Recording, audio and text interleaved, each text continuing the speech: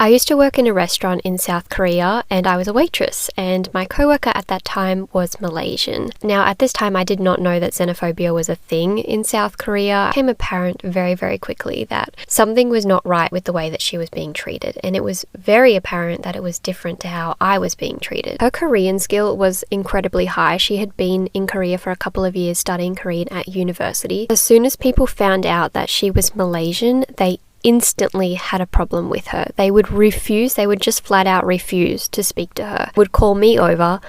I couldn't speak like a word of Korean. I knew probably 3 words of Korean. And then she would stand there like translating things to me that they were saying. And then I would say something and then she would translate because they did not want to speak to her. There was one particular time where we were in a taxi going home together after work, and the taxi driver, he was quite old. After he found out what country we were from and he found out that she was Malaysian, same thing, completely refused to speak to her, was only asking me questions, and again she was translating, and it was just really, really disgusting to see the way that people's attitudes changed towards her as soon as they found out that she was Malaysian. The whole restaurant was just really fucked up. She had tea towels thrown at her, she was sworn at, by the way, for doing nothing. If anything, I stuffed up more than her, but I was treated differently because I was white. This is definitely an attitude that I would say is more prevalent within older Koreans. I don't really find many younger Koreans who have this kind of backwards thinking. But if it somehow comes up, you accidentally compare a Korean to speaking Chinese or Malaysian or Taiwanese or Filipino, that is going to be taken as an insult. Why is that? Because xenophobia